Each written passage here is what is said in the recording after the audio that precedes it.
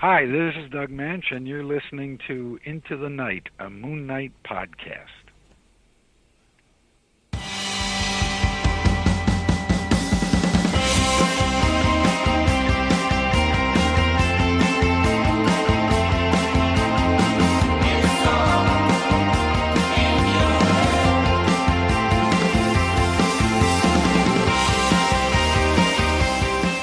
Yes, welcome back, loony listeners. You are listening to Into the Night, a Moon Knight podcast. This is episode 117, and by jingo, by crikey, by golly, by gosh, I have got a couple of really cool special guests for you tonight, or today, or this morning, or tomorrow, wherever you are. I am one of your hosts, as always, the High Priest of Khonshu, Ray, and two very special guests. I can't believe it's taken this long. We have joining with me, I always get my singularities and plurals wrong. Joining with me is Bobby Lowndes and David Watkins from Moon Knight Core, the Facebook page. Welcome, guys. How are you? Glad to be on. Hi, good. That's so cool. It's been ages, guys. I mean, I feel like it's... long-time listeners, first-time callers. Yeah. And listeners, you will note as well three distinct accents here. Myself, obviously, from the Khonshu's temple. We have David Watkins here with a quite a sexy twang there. David, where do you hail from? I'm from Midwest Illinois, where the sun goes to die. And on the other side of the ponds, Bobby. Where are you from, Bobby? You sound like you're Russian or something. Afraid not, no. Fully English, I'm afraid. Based in the Midlands. Okay. Yeah, nice. Middle of the country. Okay. Excellent. Yeah, we're operating in like 3 different time zones, right? Like we are. Like really morning for me. We are stuffing up the globe as we speak. This is awesome. But so glad to have you guys here, as mentioned. Loony listeners, you most likely know these guys for sure. Their Facebook page, Moon Knight Core, is massive. Every time I see it, David, and Bobby, over 21,000, 22,000 likes and follows. It just boggles the mind. And so always kind of look up to you guys, because we came in the game a little late. I mean, when did you guys start? When did that page kick off? I think we started after you guys. No. Really? I think we were, was it September? It was September 2017, I want to say. So we just broke the 2-year mark. Wow. Yeah, no, it was like right after I finished the little Meyer run, and I was like, okay, I gotta make something out of this. It was like far out. Okay, well, I mean, I don't want to. We'll get to that with them. I want to save, obviously, the information and the back history of Moon Knight Core in our spectacle. But really, really brilliant stuff. Thanks for coming on board. Now, Loonies, we have got a special. We've got a doozy for you. We are looking at an arc review. This is our Over the Moon segment. It is, I believe, a waxing gibbous. So Khonshu has decreed that we do an arc review, and I've chosen an obscure one. It's Marvel Comics Presents, Volume 1, issues 152 to 154. There, as usual, it's an anthology. There are a few stories in there, but there's a 3-parter Moon Knight serial in there, and we'll be looking at that a bit later on in the episode. But first off, guys, what we usually do, and look, even before I get into the white noise, the latest news, I want to find out what's on your reading list at the moment. Bobby, are you reading anything new or any of the classic runs? Not really. I don't tend to buy single issues. I tend to wait till things come out as trades. That's generally how I do things. Mm-hmm. I mean, picking up like Moon Knight stuff just to support Moon Knight because he's like a fairly niche character. But no, I'm just going through like. A friend let me the Tennessee Coates Black Panther. Okay. Sort of catching up with him. Are you liking that? Or I'm enjoying it. It's pretty good. It's because a lot of like, how does a king, is a king so relevant in like the modern world of Marvel 616? Because he's got like hereditary rulership, and his people are starting to sort of revolt against that. So it's quite interesting seeing him balance like responsibilities he has with. Like, does he deserve this position? And that's all been quite interesting. Okay. I'm chipping away at Sandman, which is one of those ones that everyone should read. A first-time read or a reread? A reread? I read a fair amount of it as a kid. I've started again from the beginning just to get stuff all caught up. Yeah, something about midway through it, and yeah, I'm enjoying it. I do like Neil Gaiman stuff, so it's been a good read. Oh, nice. Excellent. And how about you, David? Currently, as far as ongoing stuff right now, I've been loving a lot of the stuff Al Ewing's been doing, specifically Immortal Hulk. That's probably the best Marvel book I've read in years. Yep.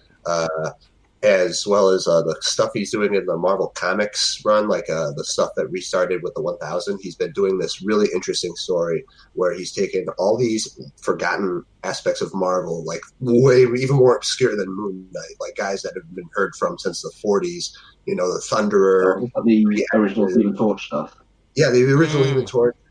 They tie that into it through this plot with the Eternity Mask. I'm all into like secret history thrillers, and especially ones where like they leave the big names out of it. Like it's not really even, no one's in the know except for all these forgotten aspects. And as far as everything else goes, I haven't been reading too much of the older Moon Knight stuff, like rereading it, but I usually like to pick and choose stuff, and I like sometimes read through an entire issue, even if I'm just looking for like something to make a meme out of. Yeah, that's right. And yeah, your memes, you guys, have been. Look, I think it's to the point where the Moon Knight memes are quite synonymous now with the Moon Knight following. I mean, you look at a lot of the loonies, and they're following suit as well. They're creating their own memes. There's this whole thing about Ketamine and Dracula that you guys have... Which I stole from Star Wars memes about Yoda. Oh, right. Yeah, you got that like from the Yoda stuff, right? The ketamine thing? Yeah, that's actually like a one-off, but people really took to it, so I just kept doing it. Yeah. Well, it's taken off, Bobby. That's all the good ideas. Actually, that's all right. Oh, sorry, yeah, go ahead. Oh, no, I was about to say, I should also mention as well, David Watkins, he is Moonmin, so Looney listeners, you're probably familiar with him, and Bobby is Bushman. Fantastic names. I think those are, I usually like to allocate a bit of a nickname to anyone that comes on the show, but I think those are stellar, so let's run with those as well. Yeah, I think when Dave first put me on the page, we sort of bounced around the idea of maybe sort of naming after the different personalities like Jake Min, Mark Min, something like that. I was like, what about Raoul Bushman? And we both had a cackle about that. Yeah, because you brought it up, and I was like, okay, we can't use anything else. That's got to be the one, or I'm going to be mad. Yeah. Well, look. Let's look. Okay. Immortal Hulk, as you mentioned, David. That's brilliant. Al Ewing is absolutely brilliant. Amazing that you mentioned about the Human Torch as well, because I'm really enjoying the Invaders by Chip Zdarsky. Yeah, that's awesome. Yeah, that's really, and I do. I'm partial towards Namor, just because I reckon he's a really cool. He's a good douche. He's a good arsehole. Yeah. That's so. what he did effectively. The first time I ever read Namor was actually like one of those reprint issues. It was Avengers #4 or number 5 when Captain America first shows up, and Namor's in it. He's basically the villain. He's just an asshole the whole time. Like, weirdly drawn to him. Yeah, me too as well. I mean, it makes him interesting. He's not just cookie cutter. He's like one of the more morally upstanding guys in the Illuminati. Yes, and what I really liked about it, I mean, he stood up to also the Illuminati. That was about Hulk, right? But didn't he also?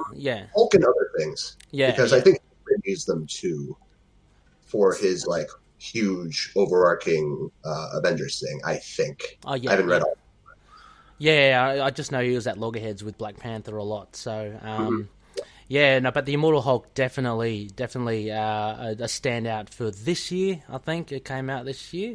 There's so many. I think it came out. I've seen lots of pictures of it. It looks very good. So that's definitely on my to-read list. Yeah, body horror. Just the art. Joe Bennett is fantastic. Horror. You'd never imagine Hulk like that, You'd never imagine him being literally split apart when he transforms. Because he's not been a character I've been too interested in like reading his comics. But the time I'm seeing him Immortal Hulk looks really interesting. Oh yeah, definitely. Just dip your toe in it, Bobby, in one or two of the issues. I'm sure you get drawn in straight away. I did. Yeah. Did you read the latest issue 24, by chance? Bob? Oh, me? I haven't. No, yeah. I've got it. It's just sitting there. I'm a little behind, as always.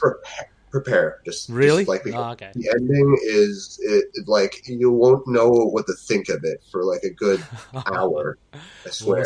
Awesome. No, okay. Yeah, I'll add panels on the comic page without context. Like, who I use as like a big draw for like what should I read now? Or what are they posting? Yeah. Yeah, they've been quite more hard. Yeah, right. Yeah. It's one of those ones. It bloody beat Batman as well, didn't it? As the top selling comic for 1 month or something, or a few months. Just because Tom King's Batman sucks. Are you guys? Oh, hang on, sorry. Yeah, that's just the one reference. So, although this is a live simulcast, I should mention only one Batman reference is allowed on here. There'll be many bleeps. Yeah, we came in early there.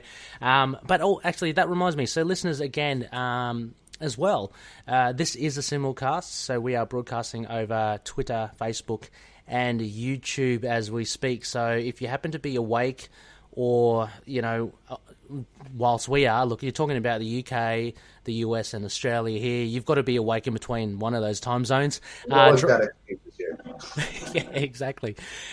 Just drop us a line. We're up and running. So exciting stuff. It's all happening here at ITK. Anyway, so what have I been? Just quickly, I've been delving into a lot of classic Spider-Man, Amazing Spider-Man. Really, really fun stuff. Some of the older Daredevil as well. I like to. I don't know. I've always been a fan of Daredevil since about the late 80s, 90s onwards. Yeah. So just wanting to check out his. Big fan of the Frank Miller and the Bendis stuff. Yeah. Oh yeah. I've read the Frank. I think that's why I slag the Bendis with Moon Knight off so much.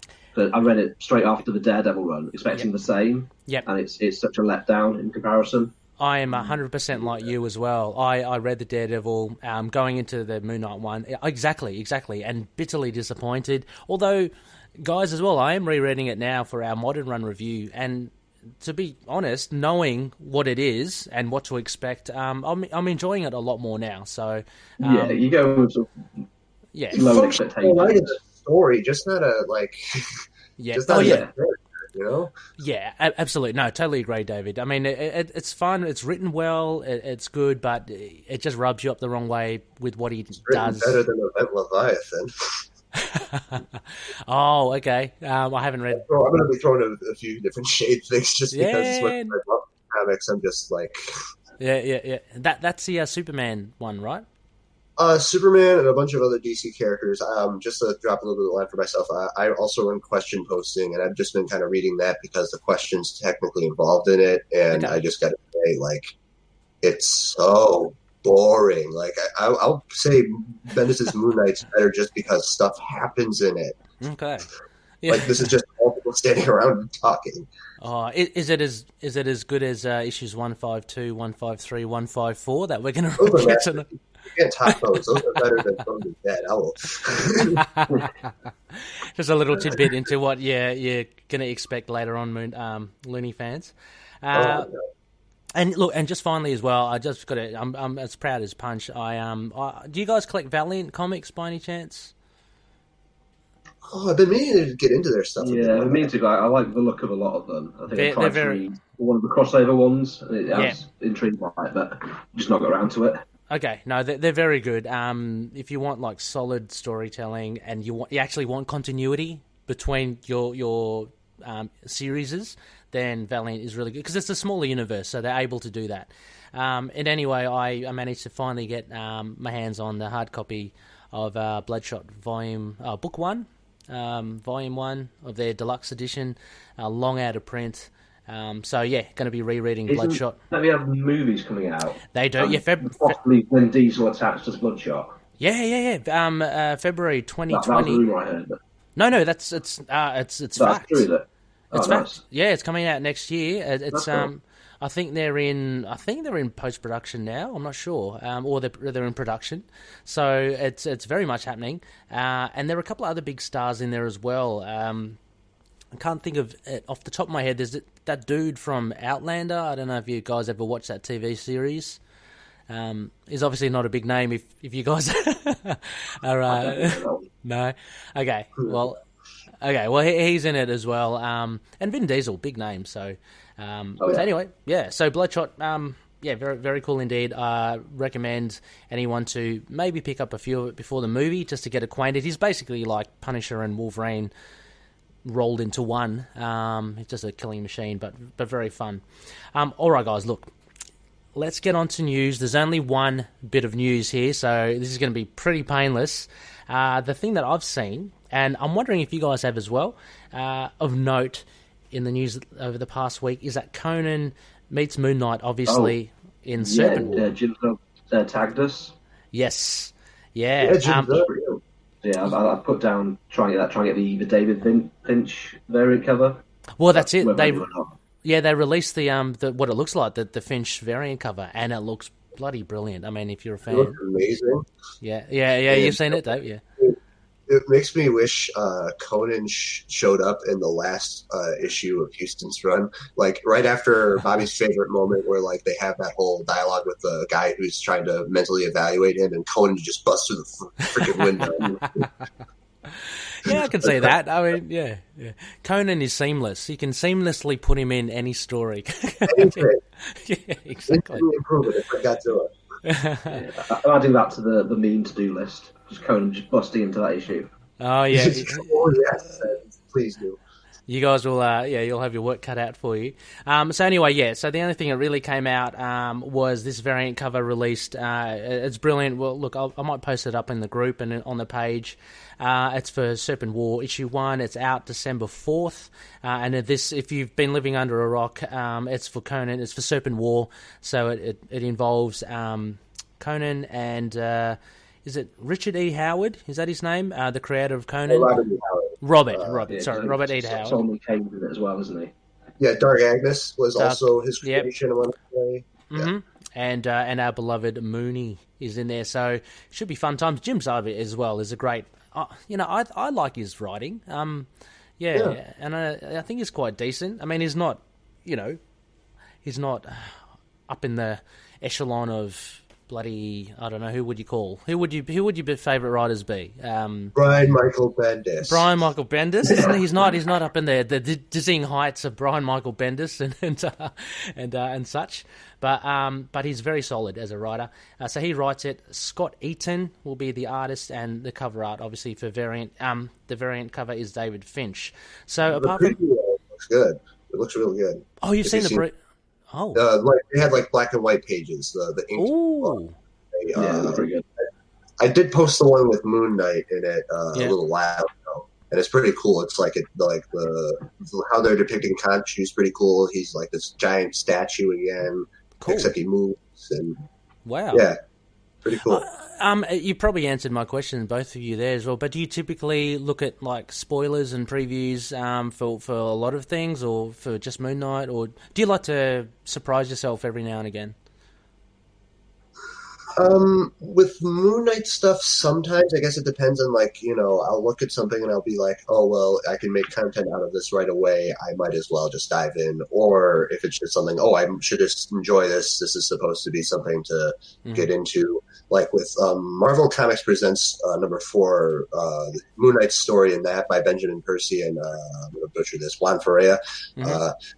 That I only the only stuff I posted on the page was mostly like me trying to endorse people to get to read it, just because I was like, hey, Moon Knight story, like maybe they'll publish his comics again if we, It was a good story. Book of Dreams. It was great. Yeah, it was good. I'm slightly... I feel slightly shameful. I gave it a mediocre review. We had it on the show. It's kind of anticlimactic because it's like only a 10-page story, and it's not like the most revolutionary thing ever. But As a Mr. Knight story, I thoroughly enjoyed it. Yeah, I get it, actually. I do get it. I mean, the essence, Percy actually captured the essence of Mr. Knight, and he did it actually with an economy of pages. Like, you're talking about 10 pages, which is actually even a harder thing to do than to write a whole issue. So I guess I was just, like, disappointed, which is not their fault, in that basically I wanted more, basically. And it seemed like it wasn't a fulfilling story, but... looking back on it now, it's... Like we were going to read today. How many jury split the 3 issues? If they let Book of Dreams be split as well. Yeah. Cool story. Yeah. Hung Jury getting a lot of heat already. My God. Looney's, you're going to love it when we're going to get into it. Look. Have we cut our opening chat where we said it was crap? Is that still to come? Sorry? Are we cutting out the preamble we had at the beginning? Oh yeah, sorry, that wasn't recorded. When we were all swearing, it's rubbish. Yeah, we were all. I know we're all swearing. David was throwing furniture around. No, that didn't make. I didn't press record then. Sorry. So. I had to quickly rearrange my room before. Well, if you cut this bit out as well. I'm a play artist now. As a result, hire me. It's look. If anything, Looney's, if we're getting you interested in what's to come, that's a good thing. Okay, well, that's it for the news, really. The only other things were all these, tiresome for me, repetitive articles on fan casting, Disney Plus stuff. How much I love. Hey? How much I love those. I made a number of fake articles because I guess I'm just really fed up with celebrity journalism or entertainment journalism. But when it went to my neck of the woods in Moon Knight, I was like, I'm calling this crap out. This is terrible. Fans think this actor who's not been in anything for years is gonna be Moon Knight. I know. I think it's a bit easy to cast that. Everything for a TV show. Sorry, what was that, Bobby, as well? I think I don't really have anyone in mind for Moon Knight himself, but some of his supporting cast I've sort of had a bit to think about. Yeah. Close to that, how I thought Robert Carlyle would be a really good Crawley. Yeah. He would be awesome. He would. Time. Yeah. Possibly alongside Steve Buscemi as the profile. I still see him as Just pencil on the little porn stash and you got him. Yeah, and some shades. Weasley is in Reservoir Dogs. Yeah. And a lot of the other roles. Yeah, that's a good one. How about for Marlene? Anything for Marlene? Not off the top of my head, I'm afraid. No. Emily Blunt, maybe? Yeah, she'll be pretty cool, I think. Look, I think Sicario. Oh, okay. Right. Look, I haven't put it in the prompt sheet as well, but one of the high priests, Rebecca, she tweeted me, sent me a message, and I'm only going to put this one on here because there are endless fan casting bloody things out there. But someone posted Oliver Jackson Cohen as Moon Knight. I've been seeing that floating around on Twitter, actually. Yeah. Oh, you have? Yeah, you have. What do you think? What do you think of him, David? Do you reckon he cuts a good Moon Knight? If I knew who he was, I would totally be on board. I'm pretty sure. Oh, if you can remember what he looks like, yeah. If I knew who he was, I mean, I've seen pictures of him. He looks the part. He looks the part. Yeah. I don't see a whole lot of TV shows and movies, so with all these castings and stuff, I most times it's one ear in one ear out the other. I have no idea what they're even saying. Yeah. I mean, but seriously though, you really. I hope I'm not insulting anyone here, but you just need a decent, competent actor, and if they've got the look, and if they can act, you can either act or you can't, right? There are good actors out there, but if you can't act, then you're just absolutely terrible. You know what I mean? And it's quite obvious. But if you got some chops, and actually, admittedly, the Moon Knight role is a meaty one. I mean, you're going to have to play 4 characters or 5 characters. I hear Ross Marquand get brought quite a bit. I think I'm pronouncing that right. From Walking Dead. From Walking Dead, yep. Yeah, he'll be cool. Yeah, but I'm not. I think I started watching Walking Dead around the time he appeared, not because he appeared, but I was about to say that's not very endorsing of him. Yeah. But no, lots of people seem to be recommending him, and I've sort of seen his. Yep. Like, there's a clip floating around him doing impressions of like loads of different actors, and that's really good. So I could see him nailing down the personality side of it. Yeah, for sure. Andy was in Endgame as Red Skull. Yes. So, yeah. He not did playing him in Infinity War. Yeah. They didn't get Hugo Weaving back for those movies? No, that's that was Ross. Ross McClellan. Yeah. Oh, wow. Okay. Yeah. He did a good job then, because I totally thought that Hugo Weaving... Yeah, I thought it was Hugo Weaving again, but... Yeah, he's got the weirdo Germanic accent. German accent. Yeah, that Hugo Weaving brought to the character. Totally thought it was Hugo. I thought that he changed his mind about hating the Red Skull role. He was prepared to come back for some cameos. I don't know. Yeah, no, totally different. Very odd, I thought, of seeing Red Skull as well back in Infinity War and Endgame, but it was good. I thought it was because like when he vanishes at the end of First Avenger, you think, oh well, he's going to come back as a major villain later on, and then he sort of comes back. Like, oh, okay, that. You guys send people to a rock. Yeah. Talk to a friend down a cliff. What was it? I really enjoyed it in Infinity War when he cameoed. By the time he showed up in Endgame, I'm like, well, we all know he's there. Like, it wouldn't be kind of twist if they got some other. Of course, he's in Endgame as well, isn't he? Yeah, he is in Endgame. Hawkeye and Black Widow go there. Yeah, and they film it like it's supposed to be a surprise. Like, he dramatically comes in, he's still got the cloak hidden. Like, Hawkeye and Black Widow are supposed to know who he is, maybe. Yeah. Maybe just purely for the people who've come to watch Endgame and they've not seen Infinity War for some reason. Not seen any other Marvel movie. Yeah, exactly. Yeah. Who was this guy? My God. Who's the guy with the skull? Who is he? All the rocks. Yeah, God, groundbreaking.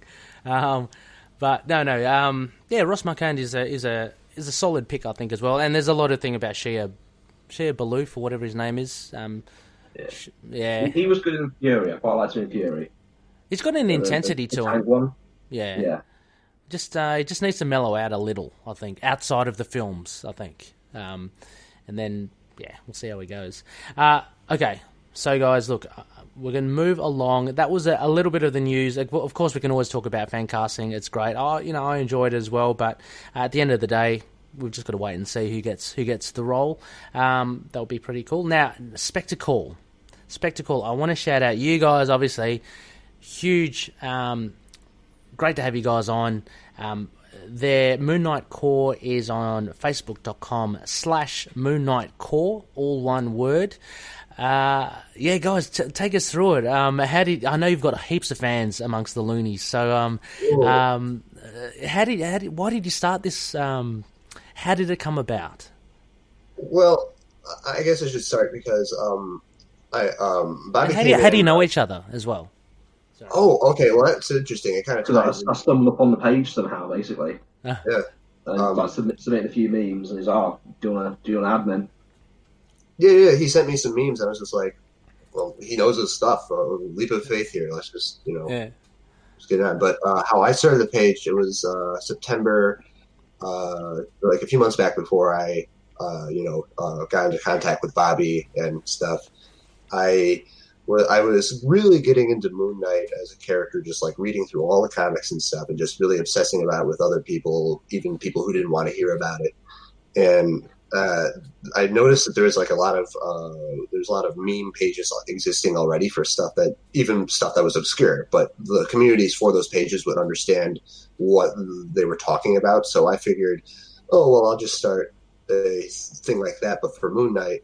I'll even add a little core thing that all these other pages had at the time. Okay.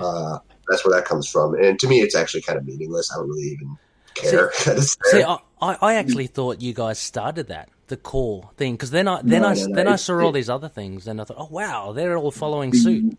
Okay. Original core page was Histo Core, the Star Wars page. Okay. And apparently, core doesn't mean anything. It's just something he thought sounded fun. So it's got the end there, and all the other pages copied suit. Okay. It kind of sounds like we're all metal subgenres. Yeah, I thought it was like a music thing, metalcore, that sort of thing. I thought it was a play on. I thought it was a play on core, like CORPS. So I didn't know what that was. Oh, that could be it too. Maybe that's what Kid Fisto was going for. I don't know. Yeah. So you guys, so Bobby flaunted his wares in front of you, David, and you found quite. He sent me a number of memes because at the time I was doing Max Bemis's run back when I was like a really big fan of it. It's all right. Back when you were a big fan, things have changed, have it? Yeah, I mean, it's such a good start, and then it all sort of goes a bit off the rails, doesn't it? It does. Yeah. It takes some creative liberties. I won't put it that way. But back when I was like, memeing it, documenting what went on through each issue, because I used to give synopses for these sort of things. Bobby made a number of memes for them, and they were really highly detailed, and they were kind of stylized like mine, but like unique enough. And I said, well, screw it, come on in. Yeah. Wow, and like. Man, so you've got like a massive following, right? As well. What I was interested in as well, you guys managing it, like with that many amount of people, do you come across a lot of trouble from posters wanting to put up highly offensive things or what? Do you have to admin it a lot? Occasionally, like we get submissions that we have to sort of say, this is funny, but we're not going to post this. Yeah. Right. Yeah, we some people send us stuff that's we'll get some winners for sure. But we have some great stuff come in. Yeah. So fans never stop sending stuff in, but at the same time, it's kind of if we look at something, we're not going to criticize it or whatever, but we'll be okay, well, neither of us feel like posting this. So. Oh, so it's all edgier content. We're we're not that sort of page. Yeah. So they'll try role playing with us with the page, they'll pretend we're Moon Knight or something, and I'm not about that either. That's terrible. So what was that, David? What they were trying to do? The role play, they'll play. They'll pretend that we're the fictional character that we talk about, and it's no, stop. And what? And they communicate with you as if they're Moon Knight. Is that it? They'll either pretend they're Moon Knight, or they'll pretend we're Moon Knight, or something like that. It doesn't happen too frequently, thank God. Well, it's weird. I mean, there's nothing wrong with role playing. Yeah, a lot of people do RPG things like that. Not kink shaming. Not No. Behind closed doors and all that. Just don't do it in our DMs, please. That's hilarious. I didn't realize they did that. It's kind of the weird little things. That's what I've noticed admitting these pages is that usually just the best attitude is to not give a shit, but also also kind of rein in people. Sometimes the awesome comment sections. I love the majority of the comments in our stuff, but sometimes somebody will post something contrarian for the sake of being contrarian, I guess I should say. Definitely from the books. Yeah. Oh, I had a couple of things lined up there. Oh yeah, do you get a lot of feedback? A lot of people saying to you, "I'm now a Moon Knight fan because of your page," and all that. Do you get many? Yeah. We get a lot of messages asking where to start with Moon Knight, which is why we had the pin post. We'll say Houston, LS, Lemire, and then if they've read those, then we'll say, which did you like? And we'll sort of go on from there. Yeah.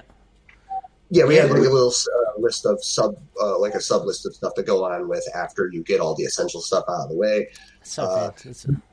The people who message us saying that they're newer fans because of the page or they want to get into it, that's the most rewarding thing for me because I started post silly pictures. I started to talk about Moon Knight, and get people into Moon Knight. It's just that's so cool. Yeah. You are doing Khonshu's work here, and for fear of sounding kind of semi role playing, as a high priest of Khonshu. No, that's great. It's that's really cool. I mean, that's what we want to do as well. I mean, we want to share our fandom and what we love about the community and you guys as well, is that we're kind of not only boosting the profile of Moon Knight, but I love seeing people sending in, showing photos of their collections and stuff that you don't even know, like see. Like there are, I don't know what hero clicks. There's little figures. There are all these odds, bits and bobs of Moon Knight stuff that you never knew existed.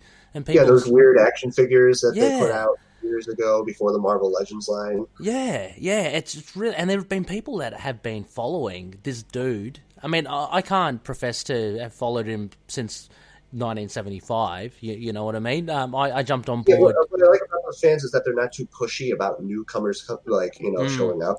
You know, because we have quite some veterans who are fans of the page, and they're actually usually pretty informative about stuff. They're come in and talk about even the little Moon Knight runs that even me and Bobby have forgotten about or don't talk about that often. They'll remind us, oh, hey, these are this. And we're like, oh yeah, we'll go check it out. Maybe make some memes about it.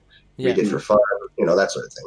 Yeah, and so you're talking about the more seasoned followers of your page, the veterans. I want to give a shout out. I think that's how I caught up with a big shout out to one of our favourite loonies, the Power of Chad. Chad Jernigan. Oh, Chad, he's a blessing to our page. Oh, he's great. Nice. Yeah, great. I mean, because I didn't realize how prolific he was in your page as well. But he had followed your page avidly for a long time as well. And this came out, after chatting with him. I think when we had him on the show for the very first time. But I'd imagine if you get a lot of people like Chad on board, you've got a lot of really dedicated Moon Knight fans. It's a solid community, and Chad's one of the many people I love about it, and why I really enjoy doing it overall. Like when you were asking about the people I rein in and stuff, like the admin part of it, that's the small stuff. We don't really do it that often. I made it sound like it's a constant thing. Most of the community interaction has been amazing. Mm-hmm. I love just going and talking shop with people about memes or comics or whatever. That stuff's awesome. Yeah. Another thing that you guys probably would have promoted indirectly, I'm not sure if it is your bag, but I see a lot of loonies now creating their own memes. What I imagine taking a leaf out of your guys' books. So was that something that you were? I mean, look, I don't know. I've never really created a meme myself. I'm an old man, so I don't know. But I see a lot of some of the loonies creating their own memes as well. I mean, do a lot of people bounce like? Do they come to you to ask about that side of things as well, or the technical side? Yes, some of them. Like, we're always happy to sort of tell people what programs they use, give some basic tips and that. But this, because when we started, it was just Moon Knight Corps' only comic page, which I found really bizarre. I was like, why are there no others? Yeah, which is a weird thing now, given how many there are now. Yeah, it just exploded. And that was the thing. There's some great content out there. We try to share other pages as much as we can. While still, primarily we do Moon Knight stuff, but we like to share the odd other pages to promote the other cause. Oh, I want to give a nice little shout out to one of the loonies as well, Dustin. Cold Case. Kurtz.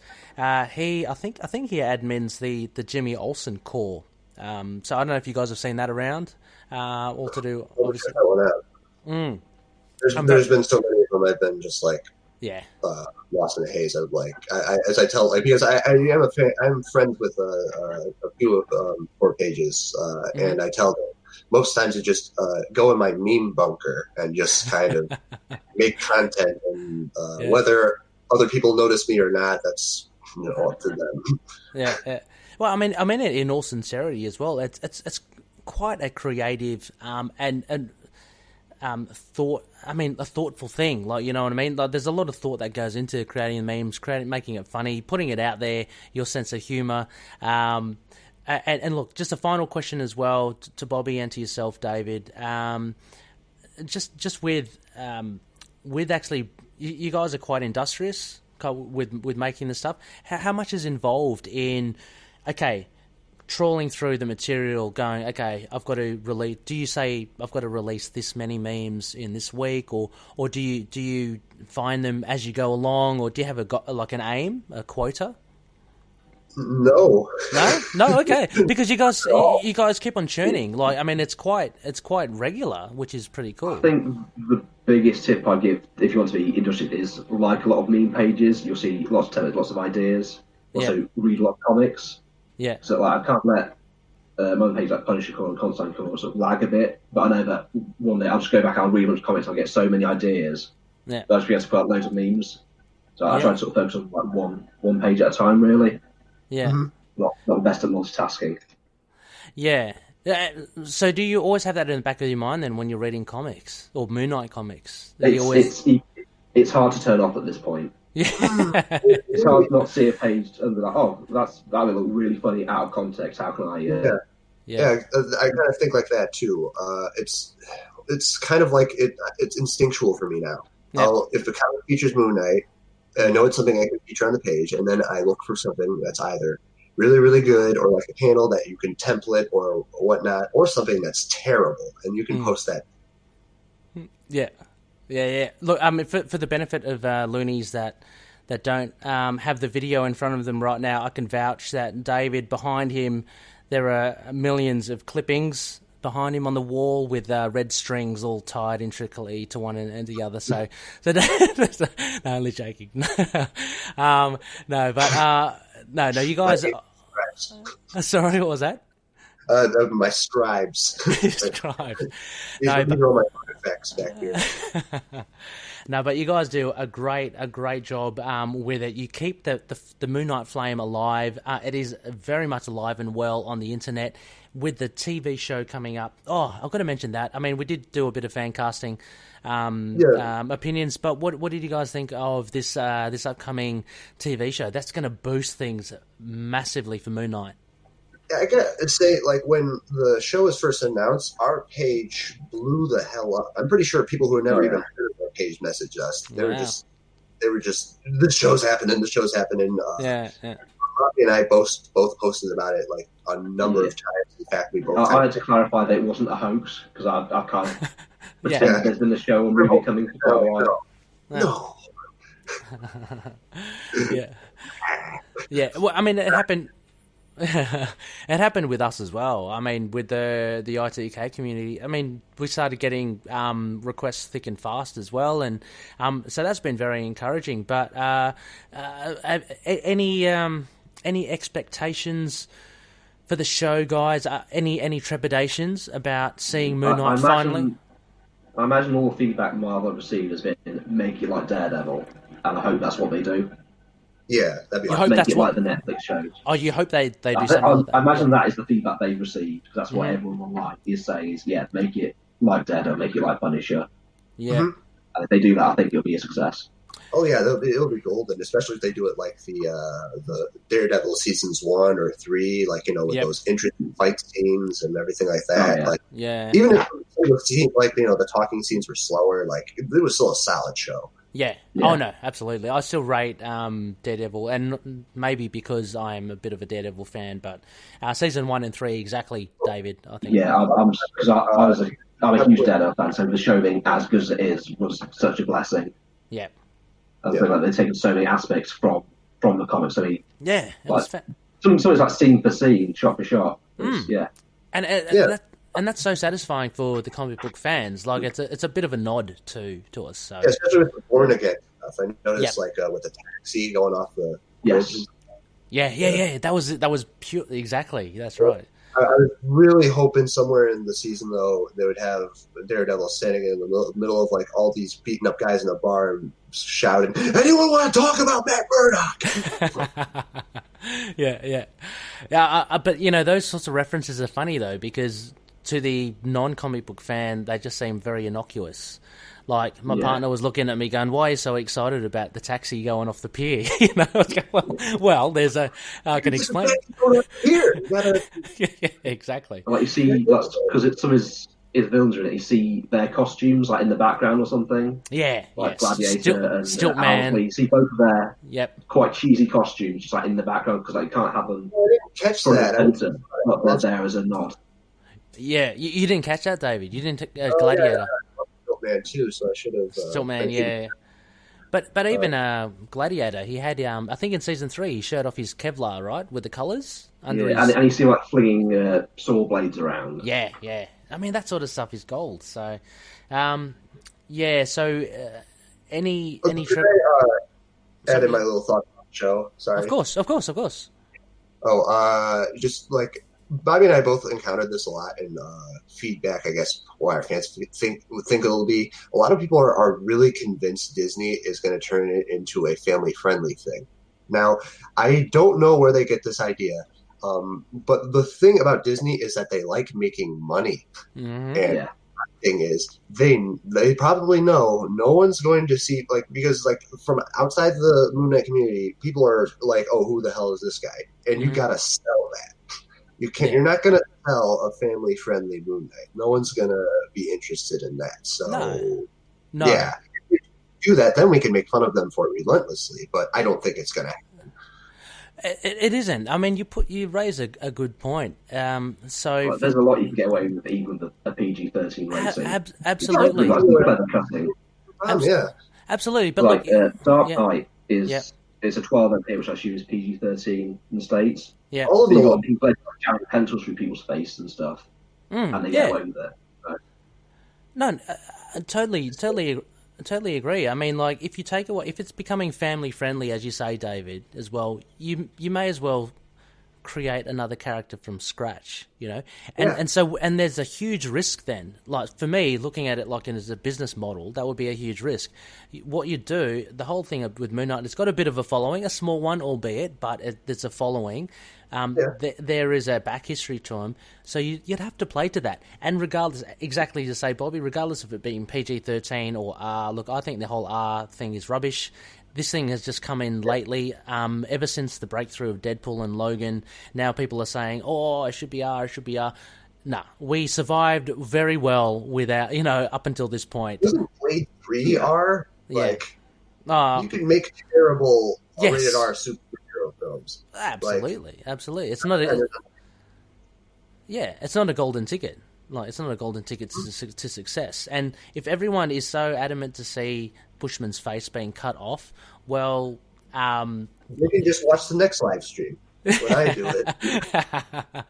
Or just say, why don't you just read the comic itself, and enjoy that again, because I love rereading the Houston run over and over. It never gets boring. Never gets boring for me. So, way too intense and boring, I feel like. Yeah, exactly. So anyway, guys, before we move on anyway, and we'll recount this towards the end of the show, Moon Knight Core. So guys, apart from the facebook.com/Moon Knight Core, is there any other way that guys people can contact you about it? We tried to branch onto Twitter a while ago, but having two people on the same account was an issue for some reason. So yeah, they're not fans of having just administrators on pages, I guess, over at Twitter. Okay. What's a lot of people are best to say, get a Twitter page. So that might be something we try and find a workaround for later. But for now, it's just Facebook.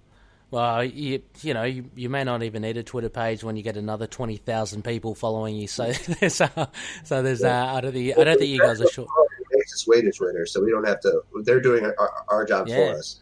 Yeah, exactly. Word of mouth, word of fingers on keyboards. That's great. Well, unless there's anything else you guys wanted to just talk about the TV show, or wanted to ask you. You brought up Daredevil. Have you been keeping up with Zdarsky's Daredevil? Well, again, I'm about one issue behind, but absolutely. You're fine. Yeah, it's great series. I love it. Yeah, Chip Zdarsky at the moment is hitting it out of the park for me. He's my pick for next Moon Knight writer. If I were to pick someone out of Marvel's crew, I would pick him. A lot of people are Donny Cates fans. I mean, I like Donny Cates. I don't think it's Moon Knight. Chip Zdarsky, though? Damnation. So what was that, Bobby? Did you? I was about to say, not Damnation. Yeah. Oh, no. That was a train wreck. For Moon Knight fans, that was a terrible. Well, it was a good comic, not a good show for Moon Knight. The core books were terrible, I thought. I liked the Doctor Strange tie-in. I liked the Iron Fist and the Ghost Rider tie-in. Actually, I liked all the tie-ins. Yeah. The comics. Blade was very quite well. Blade was pretty cool, wasn't it? Yeah. That whole event reminded me of something that was done a few years back. Also a devil-related story, also in Las Vegas. It involved Agent Venom, Red Hulk, X-23, and one of the Ghost Riders. And it was basically the same exact story, except it was much better written, and it wasn't all over the place. I mean, it was kind of, but in a fun way. Like people, like they had them going to hell and seeing all the visions and stuff. Yeah. With Damnation, it was like so rushed in the main books. It did seem like that, didn't it? They found ways to trash Moon Knight in between all of it being rushed too. Crazy. It takes a bit of skill to do that, I think. So I hope because they sort of tease at the end of them being like a proper Midnight Suns team. Like, here's all the guys you can do. I hope they pick that up. Well, and get Greg Smallwood on art. The good thing is Smallwood is brilliant. But they have actually kept that thread with Mephisto being in Las Vegas. So good point, Bobby. I'm hoping they do, because that went nowhere after that ending of Damnation. I'd love to see that happen, albeit it was missing Iron Fist, but small point. But yeah, they've got Mephisto now currently in the. It was referenced in the latest Ghost Rider #1 by Brisson, who I wanted to say Brisson for me. I would love to see do Moon Knight. He has got such reverence for the history of characters. You only have to look at Iron Fist and Ghost Rider, what he's doing with both of them in his runs. So I think he'll do great on Moon Knight. Pretty solid. Are you reading any of Brisson's stuff, David and Bobby? Aside from the stuff I mentioned, the Immortal Hulk and all Zdarsky stuff I've been keeping up with. I forgot to mention that. Sorry, Ed Brisson stuff. Ed Brisson. Sorry, my bad. Yeah. No, I haven't really checked out his stuff. I'll have to. He's very good. Yeah, he's very good. He's doing Contagion now at the moment, so Moon Knight is going to pop up in that. Yeah, it's good. It's really good horror, a mishmash of horror and street level characters. So we'll be covering the Moon Knight issue 4, and I just want to give a little shout out. Our fellow collective members, Sons of the Dragon, Immortal Iron Fist podcast, they're most likely doing issues 1, 2, 3, and 5. So it's a little crossover of sorts, but we'll do issue 4. When is that out? The Moon Knight Contagion issue? The Moon Knight issue is in a couple of weeks. So they're up to this week of comics came out issue 2.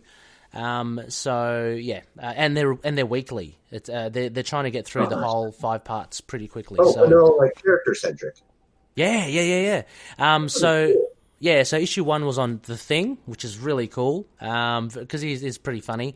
The second one was more on Iron Fist. I think the third one's on Jessica Jones. And then the fourth one on Moon Knight. But it still has all the other characters in there as well. Like Doctor Strange is in there, the Fantastic Four. So it's a really fun romp. And again, Ed Brisson, he knows his stuff. He really does, pay respect, I think, to the characters that he writes to. It's not just like, it's not like a Bendis. It's not like I don't care what happened previously.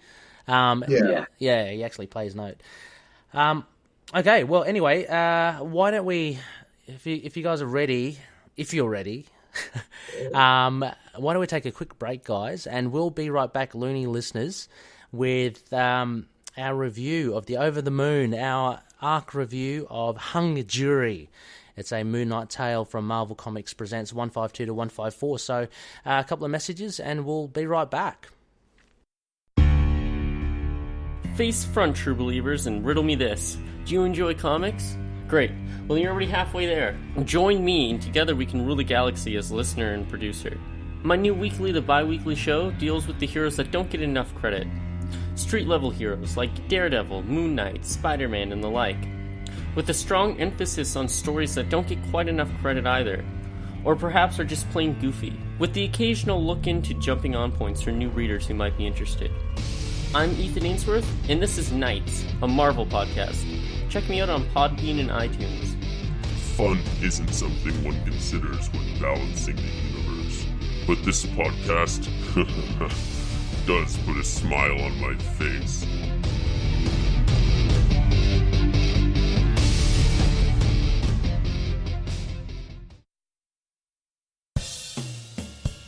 The swamp, more than merely a place. It is a churning, seething, bubbling bed of life, of which you are a part. Once you were a man, a chemist named Ted Salas, until one little experiment went somewhat awry. And you changed. The serum that was to have made you a super soldier, combined with the strange forces in the swamp, to make you over into this, a shambling, mindless mockery of your former humanity. The macabre Man-Thing. Man-Thing was created in the early 1970s to capitalize on the growing monster craze, but under writer Steve Gerber it became something quite different. Experimental, surreal, and very, very weird.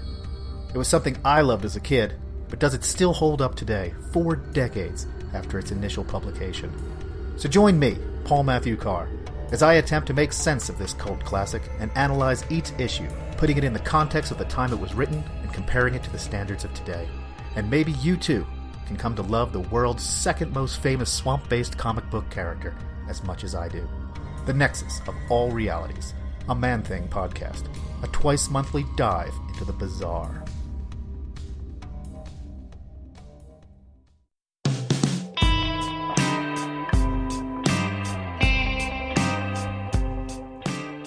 Yes, welcome back, Looney listeners. You are listening to Into the Night, a Moon Knight podcast. This is episode 117, and I am joined by both the Moonmen and the Bushmen of the Moon Knight Corps Facebook page. It's a boon. They're here. Two comets collide, all to do with Moon Knight. So, I'm joined with David and Bobby, and we are going to look at an arc review tonight. It is from the pages of Marvel Comics Presents Volume 1, and it is 3 issues 152 to 154, and we'll be looking at the Moon Knight story. So obviously Marvel Comics Presents is an anthology. Moon Knight is one of the characters featured in these comics, hung jury, and it's written by Chuck Dixon, art by J.J. Birch, and inks by J.J. Birch, colours by Pat Garrahy, letters by John Costanza, and editor-in-chief Tom DeFalco. Now, this availability, guys, I believe it's mainly in floppy or single format. It's very hard to really come by. It's not available on Kindle or Comixology, or I haven't checked Marvel Unlimited. It might be there. I doubt it if it's not on Comixology. But there are other ways that you can read it if you are so pressed to do so. Anyway, Loonies, as usual, I have my great guest here. We will usually go through our synopsis. Lovingly read here by David Watkins. I know you're looking forward to it, Dave. We'll go through that. Then we'll go through our aspects, generally writing, art, themes, characterizations, references. We're going to try to add a bit of, meat to this series, to this arc, and we'll end off with our moon rating system. Now, you guys, you can choose either from our vanilla rating, which is our usual phases of the moon, or Khonshu's rating system, which he's lovingly put together over the last few weeks. Anyway, are you guys at the ready?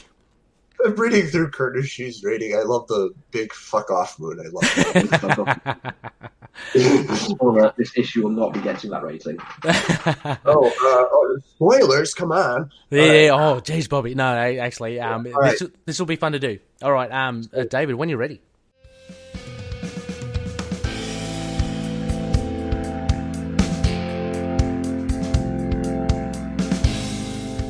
Synopsis.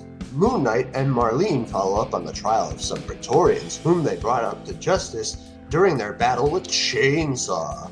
Long thought dead, Chainsaw, the most famous Moon Knight villain, reappeared and invades the house of one of the jurors, taking his son and threatening the juror if he does not sabotage the trial. Moon Knight and Marlene, along with help once again from Crawley, track down where the juror's son is held, and Moon Knight swoops up and confront Chainsaw and the rest of the Pretorians. An adamantium chainsaw, I didn't even know that, and wild swings from Chainsaw prove the end of the game, as the roof to the warehouse is brought down upon them all except the elusive Moon Knight with the juror's son in arms. Fearing that he must fix the trial, the juror sweats on the verdict of the defendants until he receives on a silver platter a stuffed toy. It's a message from Moon Knight that his son is safe. And with that, justice can be now served.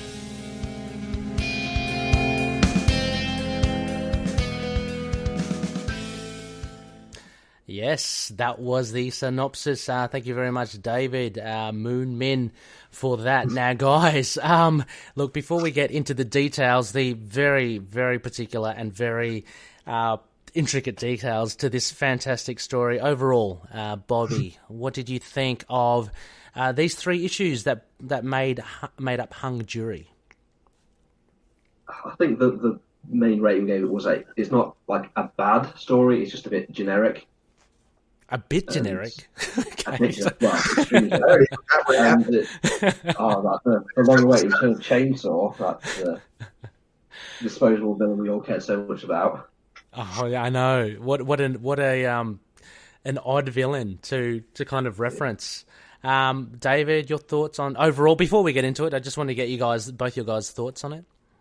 My time right now is about 6 a.m. and I am an insomniac because for years on end I was wondering what happened to Chainsaw.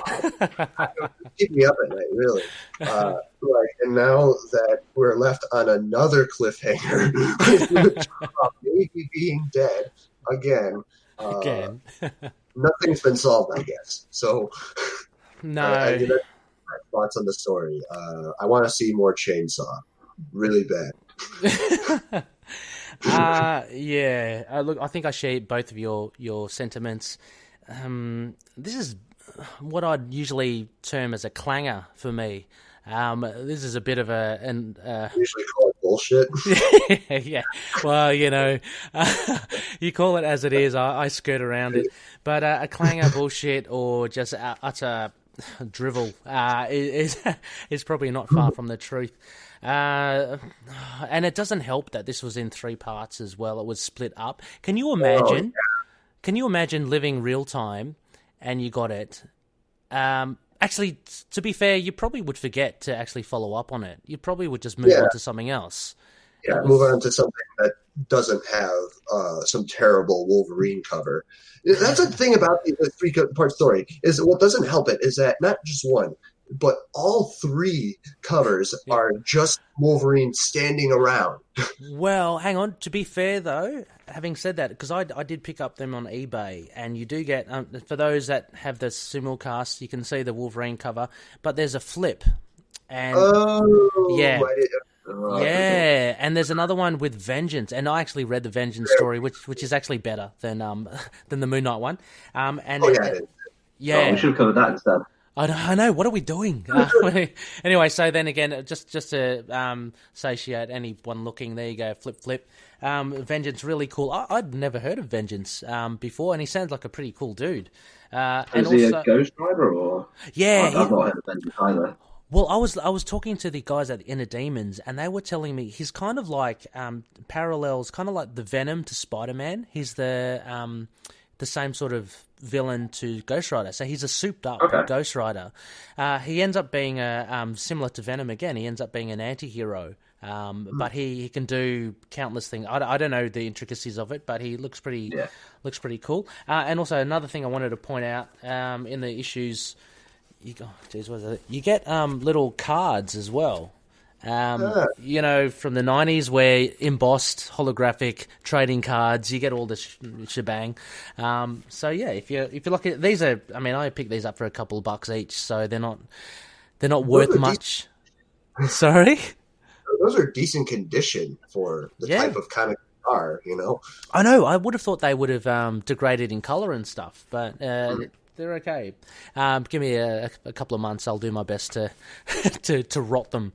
But anyway, okay. So what we do? Let's talk about. So we didn't really find this story too engaging, writing wise. How did you find Chuck Dixon's writing for this?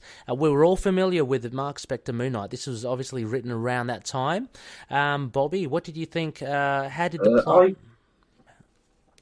I actually quite like the Chuck Dixon run. I think it's an interesting I like how he writes Mark. It's sort of like the beginnings of what we see in the Houston run of like how Mark is like sort of as he starts to get more violent, more crass, I suppose. Yeah, so I enjoyed like him. Like he sort of smacks talk Chainsaw a bit in the third issue. Like he's threatening a kid. What kind of badass are you? That sort of thing. Like even he doesn't take Chainsaw seriously. Yeah, and I think the problem with this whole hung jury thing is that the characters don't really give much for the writers to write about. I mean, reading this, Chuck he's obviously got a grasp of Mark, Spectre, Marlene, and Crawley, and they all feature in it, and they're they sound pretty much like how they should sound. When you get the likes of Chainsaw and the Pretorians, we're talking trope city here. We're talking friggin' just thugs. They're throwaway villains. They're throwaway. Yeah, exactly. There's nothing to them. There's an opportunity there. Like what Chuck wanted to do, and what I did read was that this. I think, as you mentioned off air, Bobby, these 3 parts actually make up one issue. It was due to deadlining problems that it wasn't released, so they actually just threw it into the Marvel Comics Presents as 3 parts. But this was going to be an issue of Mark Spectre Moon Knight. And it was going to be shortly after issue 23, which was where Chainsaw was on. So it was a nice aftermath. But I think it would have like broken the flow a bit because that's quite a fast-paced story. It's like him, because they just like to give some context to Chainsaw. His whole thing is Mark Spector's been arrested for crimes during his mercenary days. And he's sort of like trying to clear his name a bit, and he's sort of going after information to sort of find the real culprit. And his sort of search leads into Pretorians and Chainsaw. And it's not even Mark who injures Chainsaw. Like, he smacks him with his nunchucks a bit, but he gets shot by Bo something, like Mark's sort of mercenary rival. And then he books it, and it's like Chainsaw was a throwaway villain even then. Like, he's just there just to be a sort of temporary roadblock. So I'm sort of surprised that he even sort of came back to him in this way.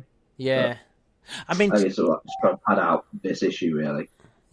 I mean, to be fair, the one thing that I thought was pretty cool was this being like as an addendum to Chainsaw, to issue 23. It was pretty cool. Like, it's like, oh, shit, they're actually following up on this very obscure one-off villain, as you say. Stories have payoff. Yeah, so that was the one shining thing for me. It was like, oh, okay, it's a pretty cool idea, but the story was meh. It was written okay, but the characters didn't lend... I mean, even the judge at the beginning was really tropey. You know, I'll hold you for contempt in court. The gavel down on the guy's hand, like, judges don't do that. No, that's a caricature. That dude. Yeah, that's a caricature, isn't it? It's not real. It's all very hammed up. So that was a bit. And the juror as well. We don't know much about the. He's obviously there as a. I mean, his role there is obvious. He's part of the jury. But he's a throwaway as well. They needed someone. They could have picked anyone. They picked him. He's got a son. There's a little bit of interaction with the son. What was it? What was the? That's just motivation for anybody. Enough, a memorable character. Give him a son. I know. Motivate. Boom. My biggest issue with this story is that we never found out whether or not the jury is indeed hung. Well, that could very much well be a sex tape or a porn tape, which would work really well for this Moon Knight. Look out for Marvel Comics Presents number 155. So the writing, I don't know. It was competent, but Chuck really didn't have much to work with. What did you think? Yeah, that's my thing. Is that Dixon, because I also like the Mark Spector Moon Knight stuff, especially like that crossover with Punisher and Spider-Man. That was pretty good. But he just has nothing to do here. It's Moon Knight doing a standard Moon Knight thing. This easily could have been just a B story in the back of one of the original 1980s stories, like Dennis O'Neil would sometimes do. Except this one sucks. So. Yeah, you're right. I mean, Mark really doesn't have much to do. He just he puts on the suit and then off he goes. And this is cool that I do like how Dixon writes Marlene. Like, she doesn't take nearly as much shit as previous takes on the character do. But at the same time, it kind of felt like she could have gone out and done this adventure on her own because she was the one motivating everything going on. Like, she was like, "Oh, Moon Knight, go and do this thing. Go and do that thing. Oh, you're an idiot for not thinking that like this." Would be an interesting spin-off story. Yeah. I feel like. Yeah. I mean, yeah. Just like Marlene getting to the paper. Yeah, but Marlene's one of the. I thought the way that she was written was really good as well. If it were to bounce to characterization, I think, because she's the one actually telling Mark to, have a think about what you're doing first. Actually strategize before just jumping in. So she again seems like the smarter one and the one that, in this instance, she doesn't save his bacon, but she has in the past. It was a nice role, I think, for Marlene, character-wise. Crawley, did you find him, was he unerringly the same old Crawley? He seemed pretty much stock standard to me. Yeah, it's always good to see Crawley doing his thing. Sorry? He didn't really do much. No. Like everybody else in the story. Yeah, exactly. One of my favourite depictions of Crawley was in the Vengeance of the Moon Knight, where he actually gets hit on the head and he becomes... hit by skateboard, doesn't he? Yeah. My favorite story, that whole comic, was that little side story where Crawley gets hit on the head and he finally talks. Yeah. Like, his demeanor, like his appearance would lead you to believe what he should sound like, but like, and he gets hit in the head with the skateboard again. And... I mean, you can't do that kind of thing all the time with Crawley, but I'm glad that Hurwitz did that. It was just a little something different for Crawley because he's always obviously the over articulate, but I love his tea bag as well. I like these little touches that Mensch gave him. But I like how he references all that too. Like, you see Crawley with the flies and the tea bag, things like that, and that one too. Yeah. I'm thinking more and more I'd really love to see Robert Carlyle, as you mentioned, as Crawley. I think he'd be absolutely perfect for the role. I hope writers bring him back because, like, we saw him in the Lemire run, but that was more still a dream sequence. So the big thing I'm hoping for in future is Crawley comes back, and he remembers the Lemire run. Like, he references it like, that'd be awesome. But hang on. Crawley's the only one who knows what's going on in the issue because he's taken so much LSD in the past. Yes. So I think it'd be really cool if he remembers what happened. So it's not just a thing in Mark's head. I think that'd be really interesting. Have I misremembered? You guys have read the Moon Knight annual, right? Wasn't Crawley in that? Yeah. Was he? No? No, I don't think so. Oh, okay, he wasn't. Okay. I thought he was. I thought it because maybe I was just dreaming it, but I thought it's just like random cultists, random moon cultists, I think. Oh, okay. I don't think any of his side characters are in it. I think it's just him and Khonshu. Right. Yeah, he should have. Now, what should have happened was he should have gone to an alternate reality where Crawley is Moon Knight. Oh my god, that would be cool. Yeah, right. With the flies, yeah, with the flies, and tea bags. Crescent darts use tea bags. Yeah. I have this burning feeling or memory that Crawley did appear post Lemire talking about like linking. Oh god, maybe it wasn't. I mean, the Moon Knight hasn't. I don't think he's shown up since. I think Lemire was last week, so we've seen them. Okay. Yeah, I do know. I think you might because in the story itself, Crawley there's this bit in the middle of it where all those different artists came in, and Mark's mind is kind of fragmented. When Crawley is in Jake's mind, he remembers everything that went on with the asylum, and that would be. That might be what I'm thinking of. Yeah. He's really cryptic, Jake, during that whole thing. Yeah. Look, I'd love to see. Yeah, I mean, like, Bemis is what he brought Frenchie back and he brought Marlene back. Morpheus back as well. Yeah, which is pretty. Which I loved. Yeah, and Bushman as well. Dramatic pause there for me. But anyway, what do you guys think of that? I mean, what do you think of the Bushman's take in the Bemis run? I think it follows on from what we see of him in Vengeance of the Moon Knight, where like Mark's sort of put the fear in him, like he's actually genuinely afraid of Mark now. Ah, very astute. Yeah. You don't think this is what would happen if this happened to you? Like you would sort of lose it a bit. Oh, very good. Yeah. Yeah, I like that part of it. I guess I like the idea that Bushman is like now like legitimately terrified of this guy that's not only killed him once but also like impaled him through a machine gun. Yeah, that was awesome. That was awesome. But I don't know. I guess he kind of. I feel like it should have just been a Sun King story. Like maybe throw Bushman in the next thing and do that. But I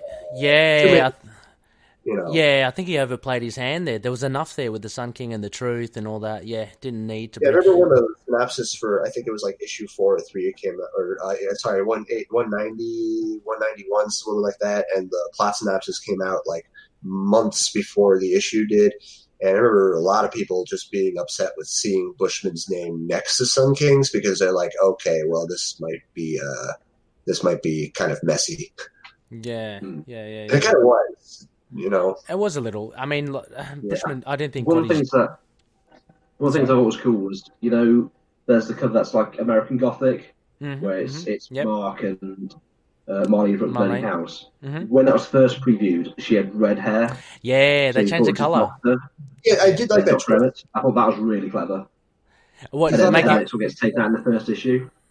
Yeah, so making us believe it was Emmett, right? Is that what you were saying? Yeah. Yeah, I thought that was pretty she'd cool. have more impact on the story, because no one, we didn't know Marlene was coming back, because the last scene of her was, with Aaron. But that makes me wish we got more of the Doctor instead. Yeah, she was very interesting. She was very cool. Issue 188, she was. That was an awesome issue. 188 was my favorite issue of Venus's run. One, because Moon Knight was kind of kept a mystery. He wasn't into the whole thing. Like they talked about him. He's there, but he was never in it. Yeah. And Sun King had a lot of potential. Sets a mental hospital on fire and he walks out, and that's pretty cool. Yeah, it had the horror elements in there as well. I mean, what a perfect way to start off a series. Like that was just, I think that was really good. We are veering a little away from. I know that this magnum opus that is 1/5 Hung Jury. We should. We gotta stay focused on Hung Jury, guys. We can't talk about trash like Love Hider. No. Let's stick to the gospel, which is which actually leads me to art, to J.J. Birch's art. Now, what did you guys think of this art? I mean, horses for courses, I guess. Everyone's got. I mean, I'm sure there are people that are big fans of it. I'm sensing that you aren't. I don't know. I shouldn't trash on too much. Like it's serviceable, and I guess the fight scenes are drawn all right. Like I can tell what's going on a lot of times with the colorization and the inking. It's just that he can't do faces. I feel like it reminds me of even Wonkier Dennis Cohen, except without the nuance. I guess Yeah. How about you, Bobby? Did you like this? Is it? Because sort of flipping through the issue, is there an artist change? I think it looks like the third issue looks more like classic Mark Spector Moon Knight. No, that's still J.J. Birch still. Okay. I've got here. It's sort of the first issue. It looks sort of very Frank Miller-ish, I'd say. Oh gosh, you're talking it up there. Post 9/11 Frank Miller, or bad Frank Miller. Yeah. Oh, sorry. Yeah, I'm sorry, J.J. Birch. Dark Knight Returns. Yeah. Apologies to J.J. Birch. But yeah, I just wasn't feeling it myself. It reminded me of, I don't know if you guys collected the Uncanny X-Men stuff during the 90s. There was a great arc with Wolverine and the Reavers. It's around 251. Mark Silvestri was doing it with Dan Green.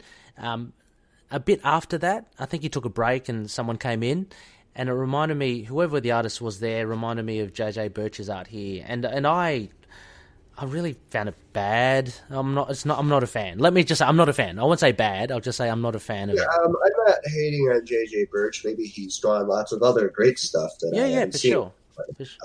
Like I wasn't really feeling it for the story. I mean, I did like the colors. That was good. I'm always fan of Moon Knight's costume looking as white as possible. Yep. But the colors are done well. Yeah. The inking is good, I guess. He's a good inker. Just that, like, I don't know, I guess the sketches of people's, like, designs and stuff, like, it wasn't Crawley looked off for the brief point he was in it. Marlene's face was all over the place. That, like, you know, she was shape-shifting, I felt like. Yeah, well, that was a big thing. Like, when one character looks different from one panel to the next, like, you've got, that's a bit of a cross. Maybe, like, this was just a rush job. I don't know. Yeah. You know, in his defense, I find his Moon Knight in some of the splash pages, like at the beginning of part 2, beginning of part 3, I think they're quite cool. As you say, I think it's more of the inking, so it actually looks pretty cool. But yeah, just there's not enough. I don't know. Maybe there's not enough in the background or the details. It just comes across really. The faces can be very stylized. Not really feeling it. Yeah. I like how he draws issue a lot better than the first two. I think it might just be like the colouring choices. Actually, I'd agree with that as well. I think it's a lot more muted, I guess. Yep. Yeah, that's true. I noticed that. Yeah. Yeah.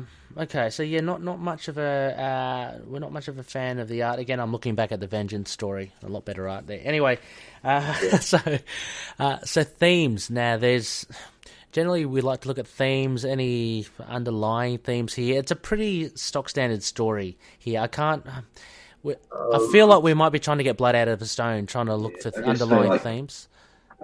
Issues with the legal system, I suppose. Like, the big thing about vigilantes is everything's okay. What was that, David? Sorry. If you get your kids' toy served you on a silver platter, that means the good guy won. That could be interpreted as a threat. No, not at all. I know. That was one of the... I actually thought that he could have taken that as, we've still got your kid or something. Or Like, Moon Knight couldn't post a note on there saying, oh, hey, your kid's fine. Yeah, I'm struggling. Sorry, Bobby. I'm struggling here with any sort of theme for this, other than you get what you see. It's someone taking someone for ransom, wanting to get their mates off a sentence, and Moon Knight and Marlene. Maybe the theme here is for basically that lesson that Marlene teaches Moon Knight. You know, don't just rush in headlong. Actually think about what, scope the area. Maybe that's it. I don't know. I'm stretching. The theme is chainsaw safety. Never. Oh, yes. Especially an adamantium chainsaw. Exactly. Cuts through like butter. Yeah, you don't want to flay that around. Well, actually, you reminded me as well, Bobby, you referenced the issue 23, right, of Mark Spector Moon Knight with chainsaw. He got shot, right? He's got 3 marks on his chest here. Is that from the... Shoots with a pistol. You see, like, Paul then just cuts to Mark chasing after Bo's get information from him. Okay. It's all taken out quite like offhand way, I suppose. Okay. All right. So again, even that's not significant. About his gun. We'll be saying that a lot for this story. No, we're not. I can't wait. I can't wait for the. It does have the cool moment of like chainsaw charging at Mark on a motorbike with a chainsaw, and Mark just like leaping straight at him and just twatting him with his nunchucks. Oh yeah, of the Mark's the 23. Mark being badass. Yeah. Like no self-preservation instinct.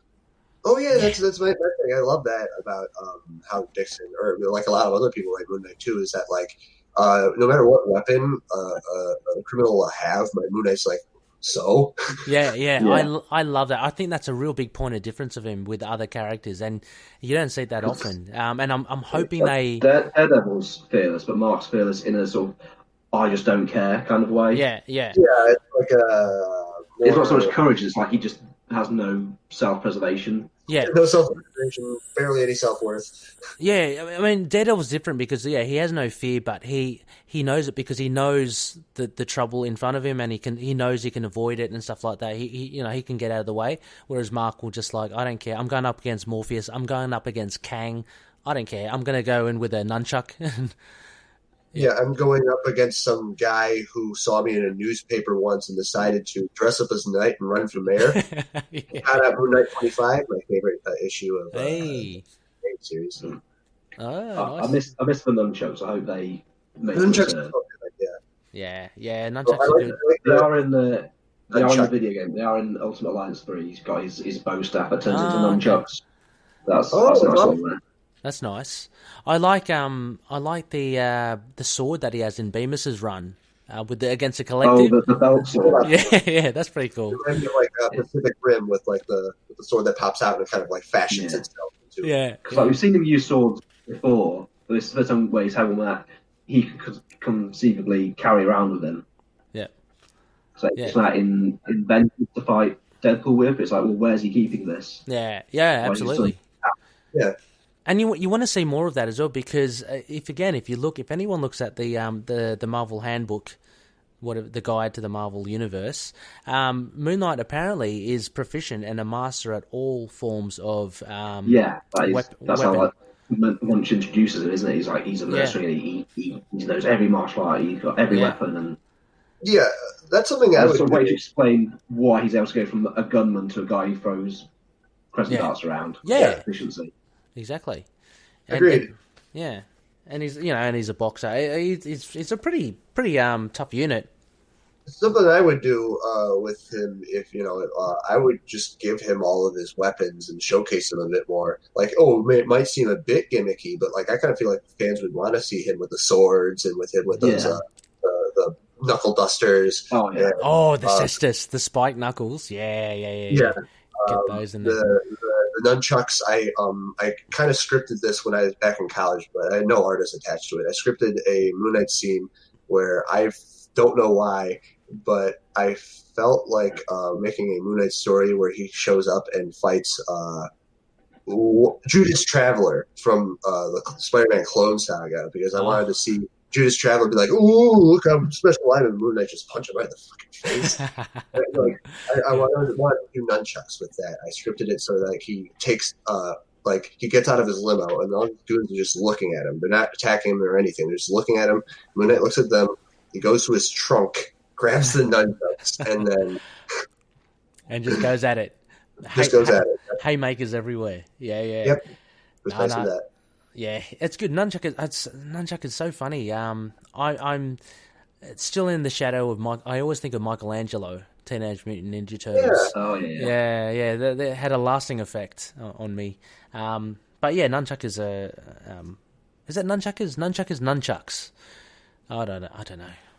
I've heard it pronounced so many different ways. Only cool people say nunchucks or something. I don't know. I say nunchucks because of osmosis. Like, yeah. I think it's actually like nunchakus or something, but it's got like just turned to nunchucks at this point.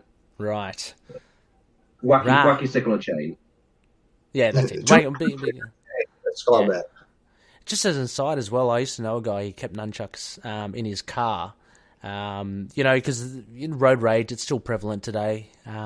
He would whip it out. He was a big guy as well. This is in my early 20s. That's some action movie style stuff. Like, it is, isn't it? A bit of Steven Seagal there. He didn't have a ponytail, but he was a big unit himself, so I don't think he needed it. Anyway, guys, characterization. Okay, so we kind of touched upon it before. Mark Spector, Marlene, Crawley, kind of all service kind of well in this story. They seem fine. Like it seems like Chuck Dixon's characterizations of these guys just thrown in here. I know it when you say that it was going to be it was originally going to be a Mark Spector Moon Knight standalone story. I can definitely see that. Like it definitely seems like they took Chuck Dixon's script and then just drew it later. Yeah. Now, guys, you probably that's why it's great to have you guys on board here. Maybe one of you will remember around this time. So Mark was having he's having there was a bit of tension between him and Frenchie around this time. Is that why we don't see Frenchie in this story? Do you think, or was he? He wasn't crippled yet, was he? No, that's in the Kavanaugh run. Yeah, that's when that's Blood Brothers. Like there is a bit in the checklist run where he gets him, drops his legs, and you think he's gonna lose, but then he's fine. That was in the Acts of Vengeance. He Killer Shrike. No, I think he's fighting, Killer Mansour or Shrike or something. Yeah. He pops up again in the Benson run as like a throwback to that. Mm-hmm. Yeah, no, I think him and Frenchie still. Because Frenchie fights Chainsaw with him, I think, in the original. Ah, okay. So it's just because they're like a white supremacy gang. He has to, I think he has to pretend he's American, like he has to put an accent and stuff. Oh, okay. I could be misremembering. I'm pretty sure that was Frenchie's role. He like gives him covering fire. Mm-hmm. So, yeah, he's still around. He's working with Mark at the time. Okay, so I guess Chuck just decided not to use him in this instance. Drop Marlene in there. Why not? Because thankfully, we don't see yet another instance of Marlene in lingerie in her bed again. You know, or Marlene in skimp bikinis, training karate with other. Yeah, that's right. That's right. Or in the jacuzzi in the bedroom. You know, so. Oh yeah. Like Peter Parker's Spectacular Spider-Man, like the issues that Moon Knight first pops up in those, like Marlene's literally just like, "Oh, welcome home, Moon Knight." Yeah, exactly. It's good to see that she's progressed a little, and it's good to see, that she's kind of getting into the fray. All right, so characterization.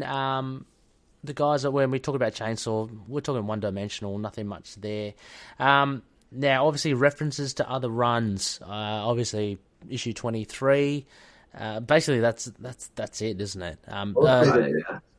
Yeah, there's nothing much else. Were there any other little drops of? No, I don't think there were any other references.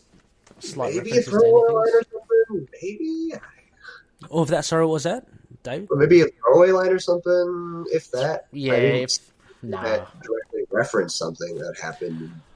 I'm not sure. Do you guys know if the Pretorians ever actually came back anywhere else, or they died? They died with Chainsaw. Yeah, they probably just. They were absorbed by the Secret Empire.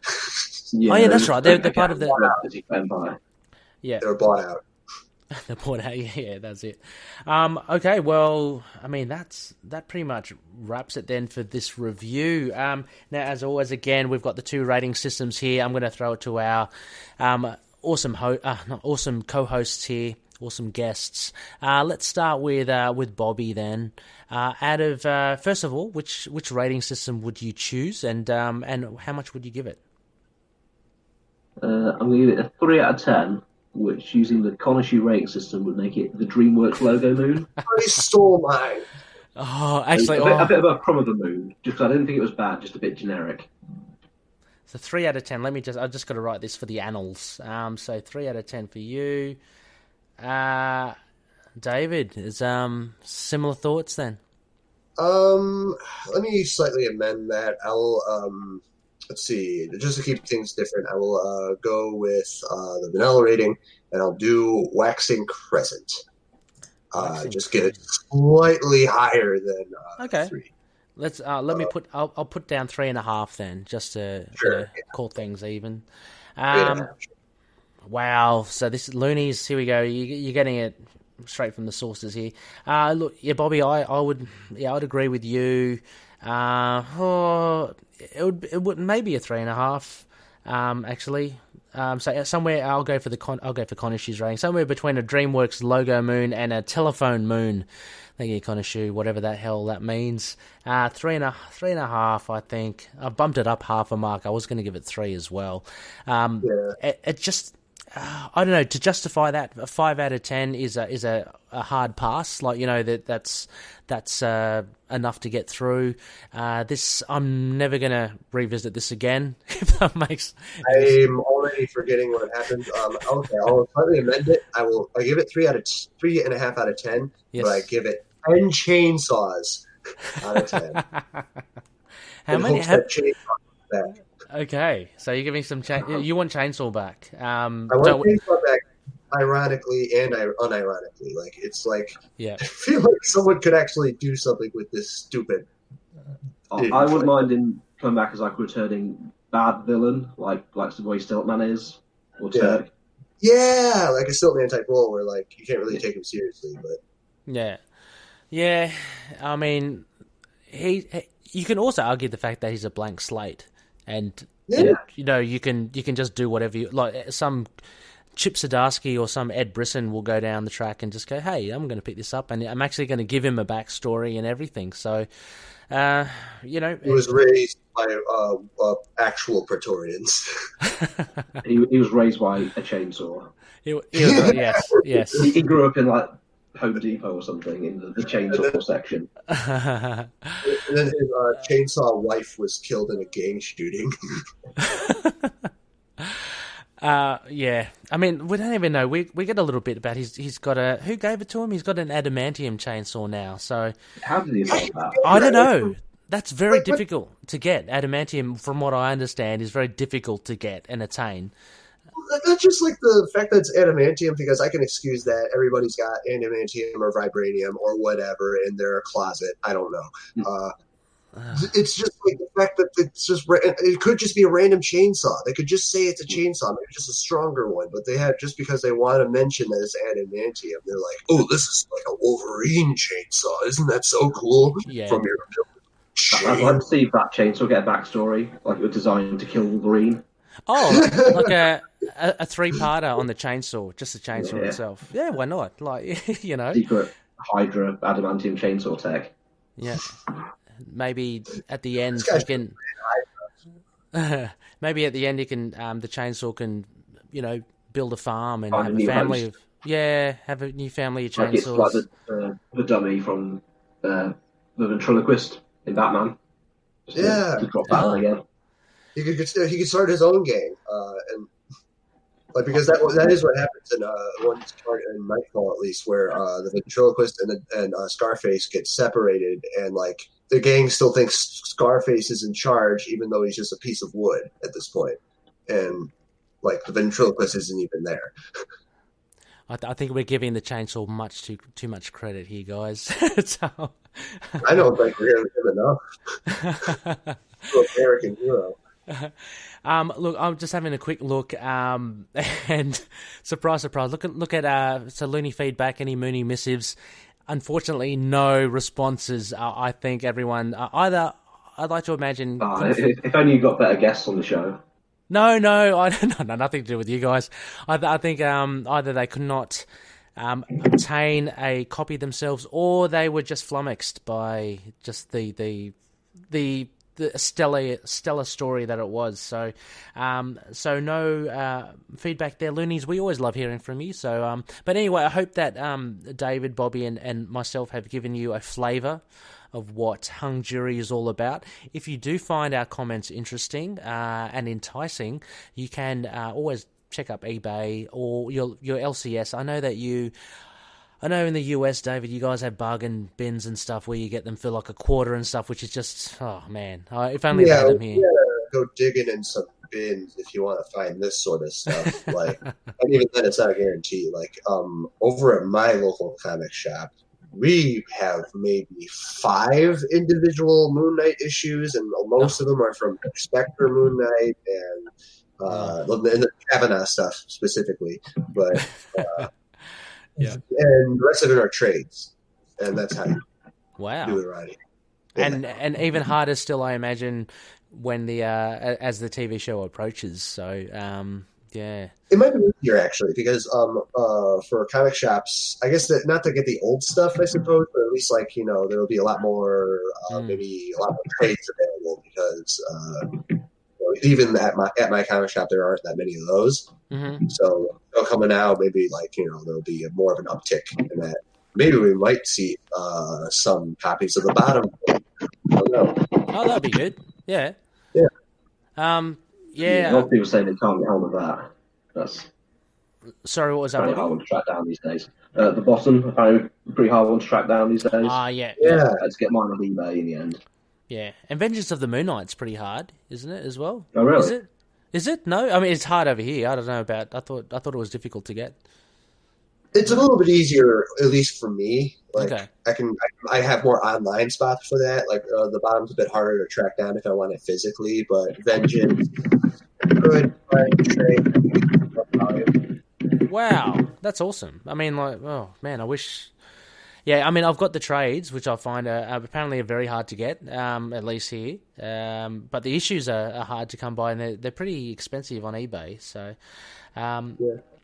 So anyway, Loonies, that was the review, guys. Thank you so much for coming onto the show. It's been a long time coming, 117 episodes, but I'm glad that you guys are on. You guys are titans of promoting Moon Knight out there. So it's just great to actually finally catch you, like, and put a face to a name. Albeit, Bobby, you look like you're stuck in a snowstorm somewhere.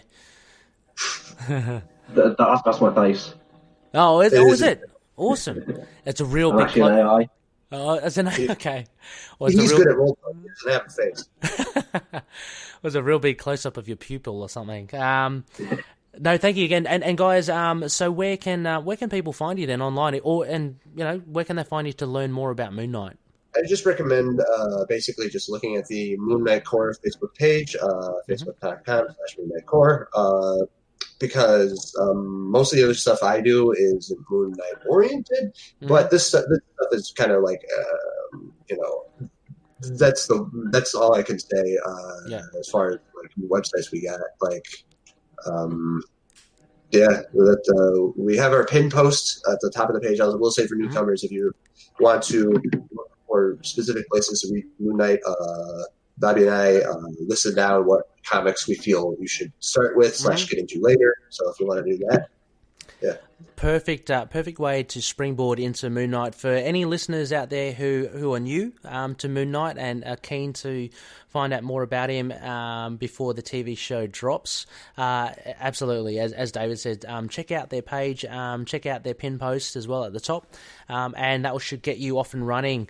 Added to that as well, check out Hung Jury. It's just fantastic. Also, as well, so next phase, Loonies, we have another Isla Ra sessions. If you look into the moon, into the sky, next week it will be a waning gibbous and Khonshu decrees that we do an Isla Ra sessions. And I'll have a special guest, John Doc Harrison from TV Podcast Industries. I'm a big fan of TV Podcast Industries. Guys, do you listen to many podcasts, incidentally? My brother and me, I sometimes go with, but in general, you guys, not every episode, I do try to pick you guys as much as I can. Yeah. Other than that, I'm typically not much of a podcast guy. Okay, no worries. And Bobby as well, yourself? Occasionally, it's generally like if I'm doing something else, I put like a podcast on the background, like I'm playing video games and like trying to get a trophy that doesn't really need much thought to it. Like I'm just grinding something. I'll say. Macaulay Culkin, I should say. I've been listening. Buddy Ears, I believe it's called. Buddy Ears. Macaulay Culkin, did you say? Yeah, Buddy Ears. Yeah, I listened to the episode recently that had Red Letter Media. That was really fun. Okay. Cool. Yeah, so oh, excellent. Okay, well, I'll put that in the show notes, Loonies. You can check it out if you're so interested as well. I do love the TV Podcast Industries podcast. They were previously the Defenders TV podcast. They did all the Netflix shows, and they do Gotham as well. Gotham TV podcast.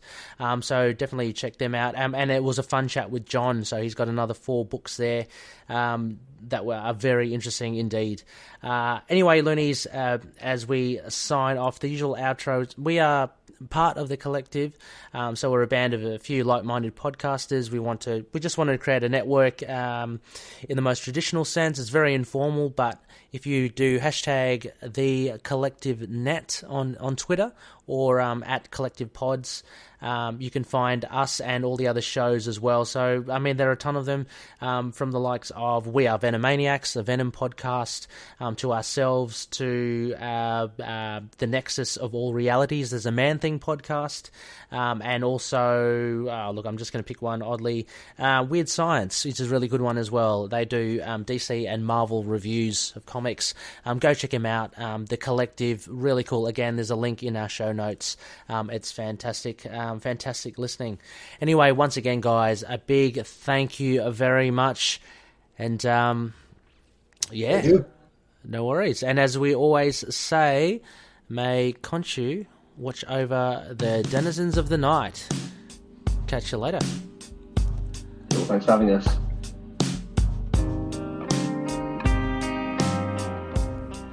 Moon Knight and affiliated characters, stories and events are properties of Marvel Characters Incorporated. Materials used and discussed within the podcast are intended for critique and review purposes only under the fair dealing concept of the current Copyright Act. The views, information or opinions expressed during the podcast are solely those of the individuals involved and do not necessarily represent those of the copyright owners.